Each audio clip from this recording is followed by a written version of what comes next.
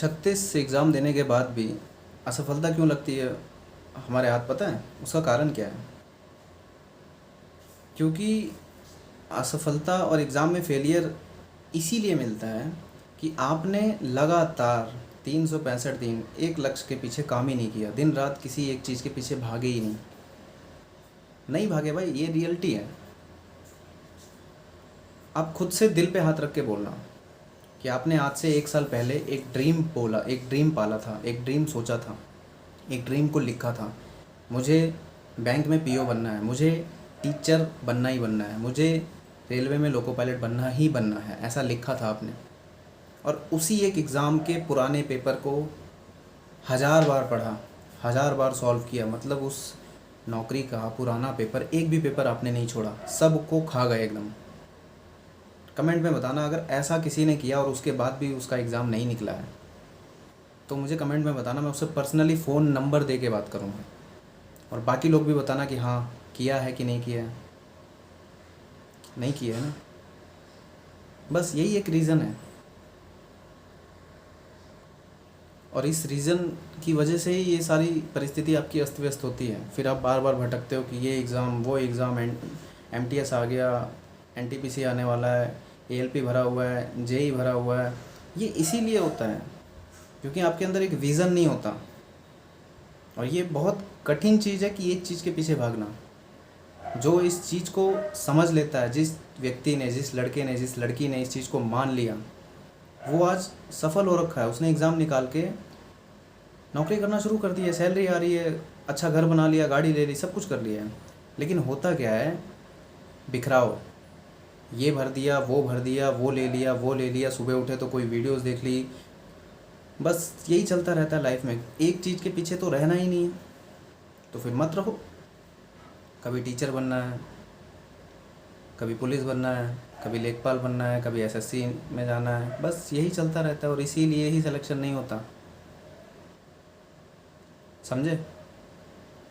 जीवन का एक फॉर्मूला है, निरंतर कोई भी काम करोगे, भले उसमें फ़ेल हो जाओ, लेकिन वो जो फेलियर वाला जो फ़ेल होना है ना, वो एक्चुअल फ़ेल होना नहीं, आपको फ़ेल मिलना ही नहीं है। ये हो ही नहीं सकता कि आपने एक काम को 1000 बार किया और आप तब भी उसमें फ़ेल हो जाएं। ये हो ही नहीं सकता कि आपने किसी काम में 1 साल दिया और लगातार दिया और आप फ़ेल हो जाएं। ये हो ही नहीं सकता, पॉसिबल ही नहीं है। चाहे वो मैं हूँ, चाहे आप हो, चाहे कोई लड़का हो, चाहे कोई लड़की हो, कोई भी हो, अगर वो फ़ेल होता है तो उसका कारण ही यही है कि उसने बीच में कहीं ना कहीं मिस बिहेव किया होगा अपने फ्यूचर के साथ, अपनी पढ़ाई के साथ, अपनी पुस्तक के साथ, अपने साथ। मिस बिहेव का मतलब समझते हो कि आज हमने दृढ़ निश्चय कर लिया कि कल से हम लगातार मॉक लगाएंगे, और एक कल लगाया और परसों नहीं लगाया, इसको कहते हैं मिस बिहेव। मिस बिहेव किसको कहते हैं पता है? मैंने ये ठान लिया कि आज रात में 100 मैथ के क्वेश्चन लगाने हैं, आज लगा लिए, कल लगा लिए, परसों नहीं लगाए, तो ऐसे नहीं होता है। लगातार अगर ठान लिया है तो लगातार, लगातार 6 महीने, लगातार 8 महीने, लगातार 10 महीने, लगातार 12 महीने,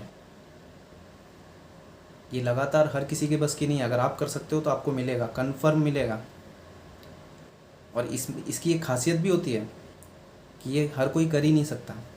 आज मेरी इस वीडियो को देख के बहुत सारे लोगों को जोश आ जाएगा, हो सकता है आज मॉक टेस्ट लगाएं, हो सकता है आज रात में पढ़ें, लेकिन कल फिर वही हाल हो जाएगा उनका। और इससे अच्छी बात आपके लिए हो ही नहीं सकती। अगर मैं आपसे कह रहा हूँ, आपसे, बिल्कुल आपसे, क्योंकि आप लगातार कर सकती हो यार, कर सकती हो, क्यों नहीं कर सकती? कौन सी प्रॉब्लम है? बता मुझे, कौन सी प्रॉब्लम है? क्यों नहीं कर सकती तू? कर सकती है, तू भी कर सकता है यार मेरे भाई, जो तू देख रहा है तू भी कर सकता है। लगातार कर नहीं सकता? लगातार एक एक मॉक नहीं लगा सकता डेली रात में? तो लगातार तू 20 क्वेश्चन मैथ के, 20 क्वेश्चन रीजनिंग के, 20 क्वेश्चन इंग्लिश के, 20 क्वेश्चन जीएस के लगातार नहीं कर सकता? लगातार तू एक चैप्टर नहीं पढ़ सकता रोज? लगातार तू 20 पेज लूसेंट के नहीं पढ़ सकता? नहीं कर सकता? तू कर सकता है, और तू ही करेगा तभी अपने घर की ज़िंदगी बदलेगा। नहीं करेगा तो घूम फिर के फिर यहीं आ जाएगा, इसी यूट्यूब में। आज मेरी वीडियोस देख रहा है, कल किसी और की देखेगा, परसों किसी और की देखेगा, और देखते देखते इसी राह में रह जाएगा। फिर विश्वास जो है ना, वो ऐसा ख़त्म हो जाएगा कि किसी का पेड कोर्स का कोई आएगा ना बवंडर, जैसे मैं ही वीडियोस बना रहा हूँ, मुझे भी आएगा, मुझे भी ईमेल आते हैं कि आप हमारे पेड कोर्स का कर दीजिए, टेक्स्ट बुक का कर दीजिए, इतने पैसे देंगे। ऐसे बहुत सारे लोग हैं, आप भी देखेंगे जब, अरे यार इन सर का तो कोर्स बहुत अच्छा, ये लूँगा तभी मेरा सिलेक्शन होगा, ये किताब लूँगा तभी मेरा सिलेक्शन होगा, जब बस फंस जाएंगे भंवर जाल में। और हो गया आपका काम, हो गया आपका सिलेक्शन, हो गई आपकी शादी, हो गया आपको प्यार मिल गया, सब कुछ हो गया, फिर बढ़िया हो गया फिर आपका। मेरी बात क्यों मानोगे, मैं तो फालतू का वीडियोस बनाता हूँ यार। कमेंट भी कुछ कुछ ऐसे आते हैं, मन भी नहीं करता कि मैं वीडियोस बनाऊँ, लेकिन मुझे जो चीज़ अच्छी लगती है उसको करने से कोई रोक नहीं सकता। और मुझे ये चीज़ अच्छी लगती है, बड़बड़ाना। कभी कोई पर्सनली मुझसे मिलेगा ना तो उसको ये समझ में आएगा कि सनी भाई क्यों ऐसे हैं। मैं उस पीड़ा को फील करता हूँ करीब से। मैं जब किसी रिक्शे वाले को देखता हूँ तो मेरे दिमाग में क्या चलता है पता है? मेरे दिमाग में दया नहीं चलती है, मेरे दिमाग में ये भाव चलता है कि ये अपने समय में अगर स्ट्रगल, आज जितनी स्ट्रगल कर रहे हैं, जितनी मेहनत कर रहे हैं, जितना बोझा ढो रहे हैं, इतना ही अगर अपने बचपन में कर लिए होते तो आज ये बोझा ढोते। और ये बहाना होता है कि माँ बाप ने पढ़ने नहीं दिया, माँ बाप नहीं थे, पैसा नहीं था। आप खुद से बताइए यार, खुद से बोलिए, पैसे की ज़रूरत है क्या? खुद से बोलिए। सबसे महंगा फॉर्म बैंक का होता है 1200 का, 1800 का, 1000 का। एक बार भरना होता है, उसके बाद खाली पढ़ना है आपको। एक इंग्लिश की बुक 250 की आती है, एक लूसेंट की बुक 150 की आती है, एक मैथ की बुक 350 की आती है। कुल मिला के 2-3 हज़ार रुपये में सब कुछ हो जाता है। 200-250 रुपये का रिचार्ज हो जाता है महीने का फ़ोन में, बस। और ये सारी चीज़ें जब अपने अंदर कॉन्फिडेंस होता है, जब अपने अंदर हिम्मत होता है ना कि मुझे तो रिक्शा नहीं चलाना भाई, मुझे किसी फैक्ट्री में काम नहीं करना, मुझे किसी घर पे किसी के घर जाके 4 बच्चे पैदा करके काला तावा नहीं मारना भाई, मुझे कुछ करके दिखाना है अपने माँ बाप के लिए, तब ये सारी चीज़ें काम करती है। नहीं तो फिर पेड कोर्स खरीदते रहो, क्लासेस लेते रहो, यूट्यूब पे वीडियोस देखते रहो, बस जीवन चलता रहेगा, बहुत अच्छे से चलता रहेगा। एग्ज़ाम देने जाओगे, रास्ते में हज़ारों लोग मिलेंगे, भीड़ देखोगे, फिर एग्ज़ाम देने के बाद फिर बातें होंगी, चर्चा होंगी, अरे यार मेरा बस ये चैप्टर से मेरे ये क्वेश्चन आया था, मेरा ये मिस हो गया, मेरा वो मिस हो गया, मुझसे ये छूट गया, मैंने ए ऑप्शन की जगह बी मार दिया। बस फिर अगले साल, अगले साल, फिर अगले साल, फिर अगले साल।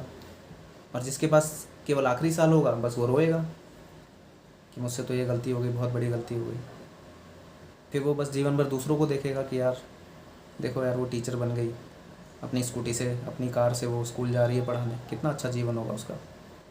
देखो यार वो रेलवे में स्टेशन मास्टर बन गया, कितनी पावर होगी यार उसके पास। परिवार में किसी को भी टिकट बनवाना होगा, सीधा वो बंदा करवा देता होगा यार। काश मैं भी हो गया होता। फिर ये वाली भावना लेके जीते रहना पूरे जीवन।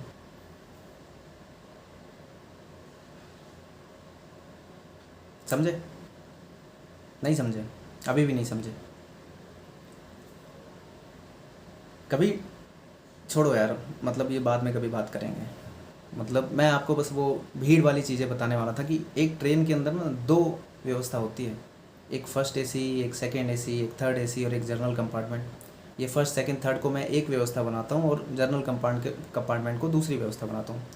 जनरल कंपार्टमेंट में अनुमानतः 72 सीट होती है, लेकिन उस 72 सीट पे 500 से 1000 लोग जाते हैं। और फर्स्ट एसी में जहाँ पे 4 लोग बैठ सकते हैं, वहाँ अच्छे से लेट के जा सकते हैं 4 लोग, वहाँ पे एक व्यक्ति आराम से जाता है फुल वातानुकूलित परिवेश में। सेकंड एसी में जहाँ 1 2 3 4 5 6 लोग जा सकते हैं, वहाँ 4 लोग जाते हैं अच्छे से चौड़े होकर। थर्ड एसी में 1 2 3 4 5 6 लोग जा सकते हैं और अच्छे से जा सकते हैं, लेकिन 72 से ज़्यादा नहीं जा सकते। पर उसी जर्नल कंपार्टमेंट में 72 की जगह 500 600 लोग जाते हैं। सोचो कैसे जाते होंगे, भेड़ बकरी की तरह एकदम खचाखच। और वो मजबूरी में जाते हैं क्योंकि उन्होंने अपने जीवन में कुछ उखाड़ा नहीं, पैसा नहीं है। पैसा होता तो वो भी फर्स्ट एसी में जाते। और पैसा कहाँ से आता है? जब अच्छी पढ़ाई लिखाई होती है, अच्छा काम करते हैं। जब आप भी उस भीड़ की परिस्थिति में जाएंगे ना, वो परिस्थिति आपको मिलेगी जब आप एग्ज़ाम देने जाएंगे ना, कभी आपको वो परिवेश मिलेगा। जब आप अपने माता पिता के साथ जाएंगे ना कहीं भीड़ में एकदम जूस की तरह, तब आपको अपने ऊपर आएगा कि यार कितनी जल्दी मेरी नौकरी लग जाए, बस अपने पापा मम्मी के साथ एसी में जाऊँ। तब आपको समझ में आएगा। जब आपको गाड़ी की ज़रूरत होगी ना, जब आपके घर में कोई आपातकालीन स्थिति होगी और आपके घर में गाड़ी नहीं होगी, आप दोस्त को फ़ोन करेंगे, यार गाड़ी दिखा दे भाई, पापा को ले जाना है, गाड़ी दिखा दे मम्मी को ले जाना है, और गाड़ी नहीं मिलेगी ना, तब आपको समझ में आएगा। अभी क्यों आएगा? अभी नहीं आएगा। अभी तो जीते चले जाइए। खैर छोड़ो यार, कोई बात नहीं। जो होगा देखा जाएगा ना।